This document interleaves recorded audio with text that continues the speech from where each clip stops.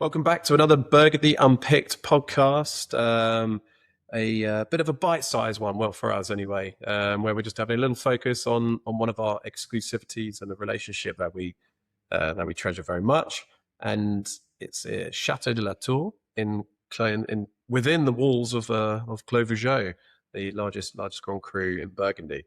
I'm joined with Guy. Hello. Hi, Joe. Hello. And René back for another pod. Hello, René. Hi, Joe. Welcome. Thank you very much. That's nice. Yeah, no one ever welcomes me. Yeah, For a like change. So we want to focus, and those who are aware of the wines already will then maybe understand why we think it's going to be sort of bite-sized, because Château de la Tour is it makes 3 wines when it's producing all of them. Great, all Grand Cru, obviously, Clos de Vougeot. But we might touch a little bit on Pierre Labet, which is where the other part of the family ownership of domains. So where we good to start? It's currently François Labet, who's sort of running the show, if you like, and his son Édouard, who's taken over more and more, and who manages it now. Pretty much throughout the estate, and makes the sort of the hard choices, or certainly discusses them with his dad and suggests what they should be doing in terms of the farming, in terms of the winemaking. His influence is very much embedded in the domaine, which we'll talk about as well. But René, maybe was your first visit there? I know we touched a bit upon it in a previous pod, but maybe you want to give your sort of first impressions, because it's quite cool, isn't it? Like for me, when I went at first, you've got the Clos, a huge wall all the way around Vougeot. There's the Château de Clos de Vougeot, which is the big building within the vineyard, where obviously has a lot of history with wine being made, vinified and produced, bottled, and that's from Negociant as well as some domain holdings across centuries. They hold a lot of events there, so a lot of people go to Vougeot. The music van is there. You've got the wine and hip hop events there. So there's a lot that goes on. So that's in the background. But just before it, you've got the only other building, Château de la Tour. It's quite a cool one as well. It is really cool. And when you hear the word for the first time, first time you hear about Château de la Tour, you think of Château in Burgundy. It's a bit tricky. But when you go there and see the building, it really is almost castle-like. And you enter from, there's a fence, and you go in, and you really see how well prepared the building is for winemaking. So you've got the nice bit in front where all the cleaning, I think they were cleaning some machinery when we were there in October. And then you go up to this beautiful tasting room with a massive wooden table in the middle, and all the walls and all the decorations. It's really impressive for the first time. We were tasting with Édouard, so François wasn't there when we visited, but it was great to see him, and great to taste on his local soil, and see his passion, really, because he's a young, passionate winemaker, which is, there's this wave in Burgundy, and we often talk about the young guns in Burgundy and the young winemakers and what they bring to the table. And with the pedigree of Château de la Tour and with the family history, Édouard is really bringing a lot of potential and a lot of new ideas and this dynamic attitude to the wines of Château de la Tour, which is great to see and great to taste for them. Yeah, indeed. They've got a long-standing relationship with Cornyn Barrow. I mean, since we've joined Guy, we've obviously been a mainstay for our Burgundy range. Francois, I think, is great. There's a lot of personality and character there, and I've had several great dinners over the years with him. Got to know Édouard very well also, and I think I agree. I think he's brilliant. He's been an exceptional addition to the domain, if you like, because not everyone always wants to follow necessarily their parents' footsteps, and I'm sure it crossed his mind whether he did or he didn't. And thankfully he's settled very much that is the path, because the first time I met Édouard, I think it was about 15 years old, and I smuggled him into Annabelle's in Mayfair. I was having a dinner with Francois and some customers, and he was just in town, and we sort of managed to sort of persuade them that they were 18. I mean, we'll just keep that secret between us, won't we? But so I've known Édouard for a while, seen him grow in the role, as have you, Guy. And I think he's bringing some changes about. No, it's great. I mean, it really feels like a sort of family relationship almost, and they've been such long-standing supporters of CMB, and vice versa. We've really sort of tried to give the wines the prominence we feel they deserve for a long time. And some of my earliest memories from going to Burgundy with Alison Buchanan, for example, were going and seeing François and really seeing the early days of when Édouard was beginning to be integrated into the family setup. So no, it was a really good visit. And then actually, Joe, you and I went back in November, and François was kind enough to open up the chateau for us. And we were terribly late because of an EasyJet delay. And then we got stuck chatting to somebody in a cellar in Rue Saint-Georges. And we were, I was sort of hoping that he was going to be late because he was coming from elsewhere. But I think he was on time. And Sorry, François. So our apologies, mea culpa. And we really appreciate the fact that you opened up and allowed us to taste a second time, because, you know, going in October, I love to visit Burgundy at that time of year, but the wines are not always ready. You know, that you are seeing a really sort of gestating product at that stage, and going back even a month later in November, you get a much better feel for what the wines are like. Yeah. So that was good. Well, I mean, so for me, Clos de Vougeot and Château Latour are synonymous. It is, as we've said, the only estate in the vineyard, and it's the only one, you know, all it makes is Clos de Vougeot. It makes red Grand Cru from various plots, which maybe we'll just go into a little bit. It's about 5.5 hectares off the top of my head from memory that they have of Clos de Vougeot. And they make their sort of, if you like, their straight Clos de Vougeot, the Cuvée Classique, which sort of the name suggests. This is their sort of classical style of Clos de Vougeot and how they want to portray the vines from that year. They have the Via Vigne, the old vines, which, I mean, has some mega age behind it. And then in certain years, when the quality is of sufficient outstanding level, they will then do homage to Jean Morin, which are the very oldest vines. So the homage, I think, started in the 2010 vintage, and the uniqueness of it is that they only use the bud from the first bud on each cane. So, you know, it really is the best and most concentrated juice that is separated out in some years into that cuvée. It must be said that in 24 and also in 23, they haven't actually made the homage. So in a sense, you know, the Vieille Vigne is a supercharged Vieille Vigne this year because it includes that fruit. And the core of the family's holdings in the Clos de Vougeot is a plot from 1910, and there are a dwindling number of vines that date back to that time, but there are still some, and that's really the core of the VV fruit. So yeah, just 2 wines in 2024, and they were both fantastic, and they both really have their own personalities. But shall I start just by saying a little bit about the history of the domaine? Yeah, I think that's good, yeah. I'll do it in a sort of whistle-stop tour, but it was established in 1890. It's the largest owner, as you said, Joe, of the Clos de Vougeot. Vougeot itself, as those of you who've been to Burgundy will know, is located wonderfully. It's in between Vosne-Ramenais and Chambon-Musigny.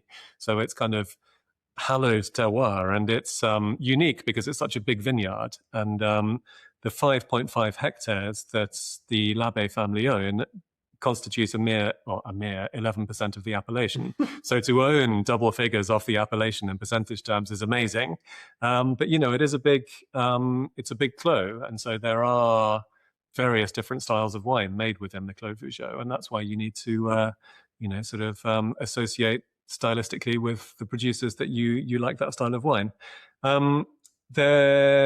you said, there are 3 buildings within the Clos. So there's one sort of tiny little shack, which is also owned by Château de Latour, which I think they should turn into some sort of event space or super top restaurant or something. That would be quite cool.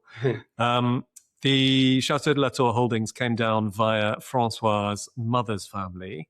And by contrast, the sister domaine of the family is called Domaine Pierre Labet, and that came down through François' father's side of the family. So you have these 2 sort of converging vineyard holdings, which are now both under the Labet family, running both of them.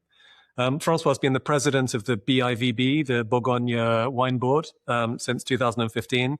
He literally just this month finished his 2nd term as president of that. And he's been, by all accounts, a very popular president of it, and was awarded the Légion d'honneur as part of his sort of efforts there and elsewhere as part of the Burgundy sort of efforts for the UNESCO and all of that side of things as well. Édouard, as you said, Joe, is now very much a part of the vineyard team and the domaine team, and he's increasingly sort of the face that we see in the UK, and he goes out to Hong Kong and Asia as well, and sees our teams out there as well. So, they really are great ambassadors for C&B in that sense. The only final thing to say is that Sylvain Pataille, who some of you might know from Marcenay, has been their consultant winemaker for a long time, and so he's sort of the third wheel of the domain, and very much an important third spoke, maybe I should say, very much an important part of the domain. Yeah, I mean, and I think jumping on what you said about Édouard being part of the vineyard team as well, because I think I don't know, I'm actually going to ask him next time I see him, but for me, the impression I get is that's what grabbed his love first, is being in the vineyards. And I'd say whenever we've obviously had appointments, but I've also been in Burgundy where I've popped in as we've driven by and seen the gates are open.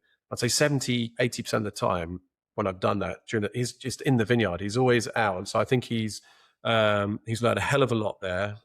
You were saying, René, quite rightly, people quite often forget they've been organic since sort of 92, and they're very much follow what I think is, the best route of farming with sustainable.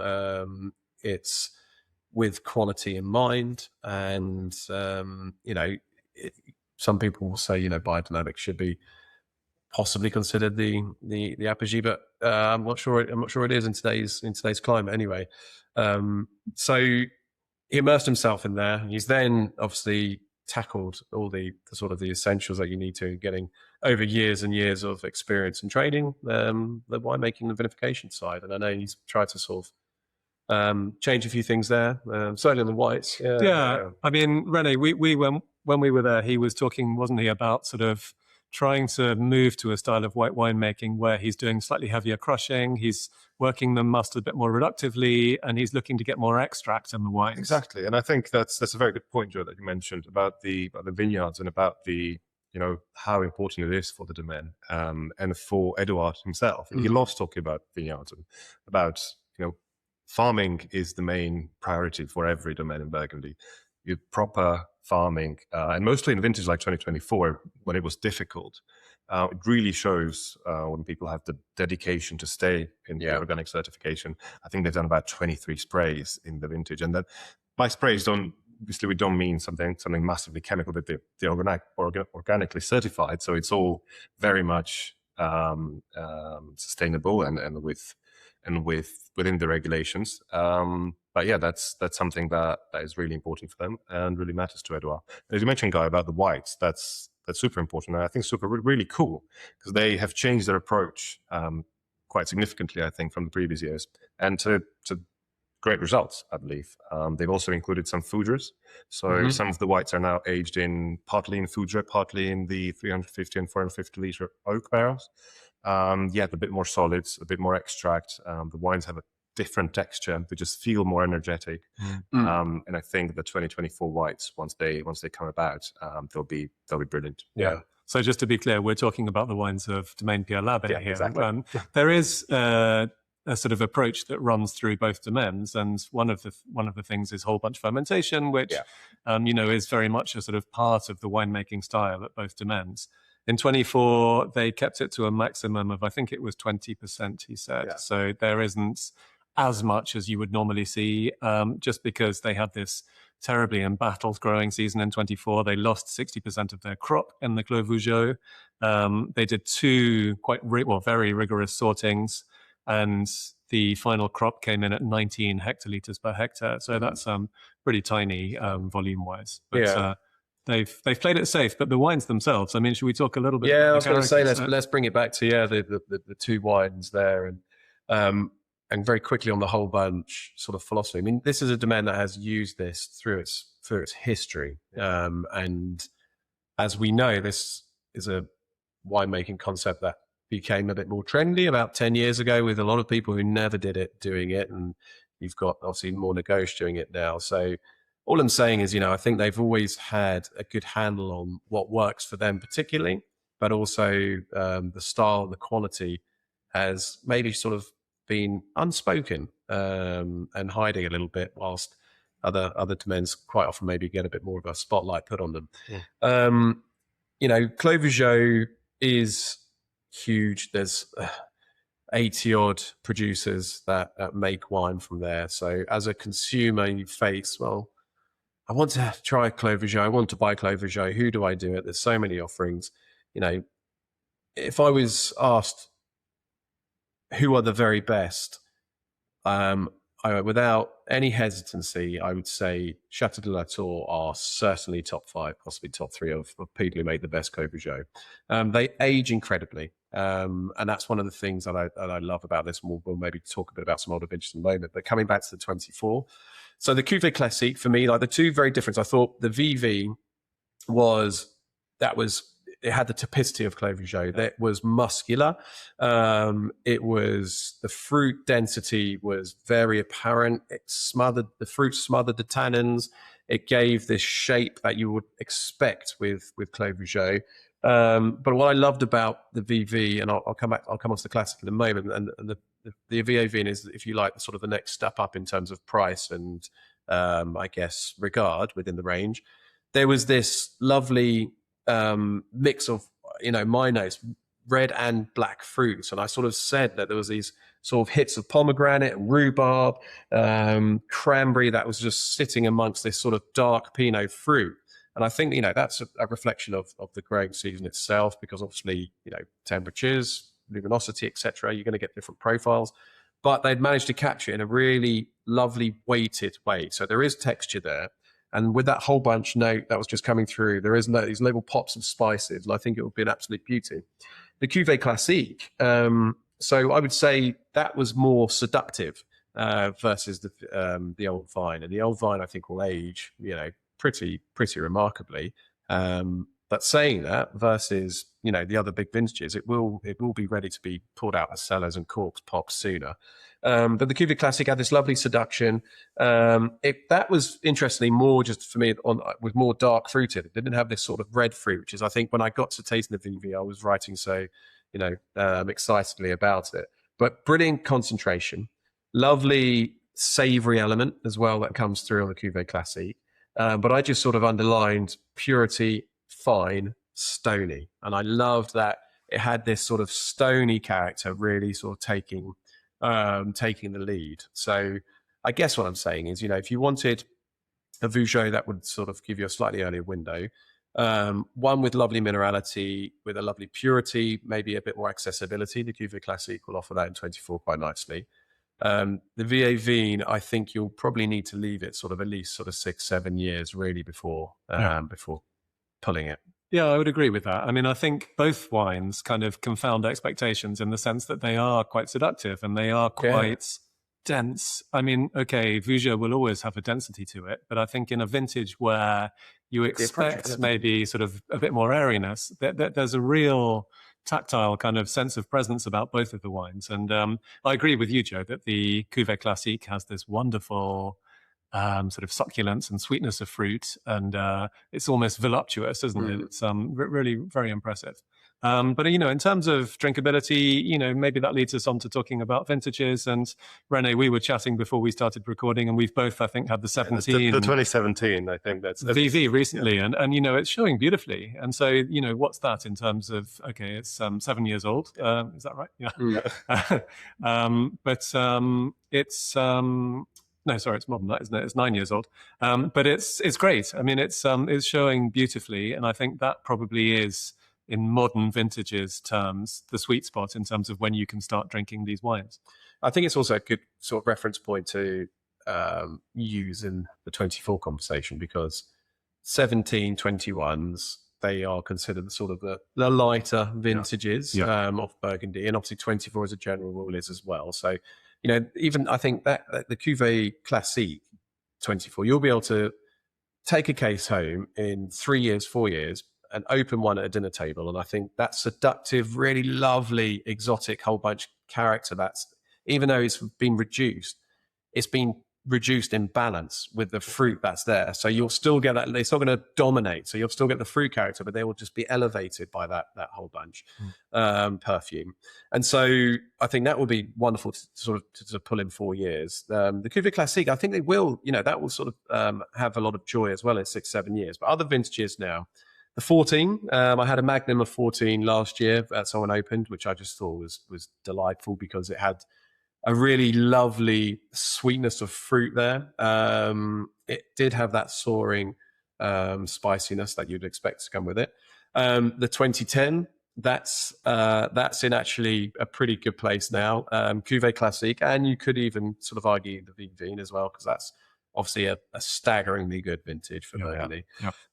But it's now showing its sort of flexing its muscles in a less sort of constrained way and in a more showy, demonstrative way. So yeah, Excellent. So I think that these are wines that are very small, as you've touched on, 19 hectolitres per hectare. Yeah. The offer is going live this week. We have a very small quantity, and by that I mean in some scenarios less than 25 cases. So it's not going to be, if you blink you probably will miss it, but I can't encourage you enough to this. These are, as I mentioned, I think they're the best representation of Vougeot, one of the best people who knows how to make it, because this is what they do. They don't do any other Grand Cru. And in 24, it's a real gem to be added to the cellar. Absolutely. Just to mention, they are real specialists of Clos de Vougeot. And as Joe said before, if you've got one Clos de Vougeot to taste and try and get into the Grand Cru, is it. Perfect. Well done, guys. I think that's a wrap. Yeah, indeed. Well, thanks for joining me again in the club room. This is a nice little environment to be doing these. We'll be back next week with a couple more pods. In the meantime, Guy, thanks a lot. Thanks, Joe. And René, thanks a lot for coming down and sharing your pearls. Thank you. Lovely. Bye-bye. Bye. Bye.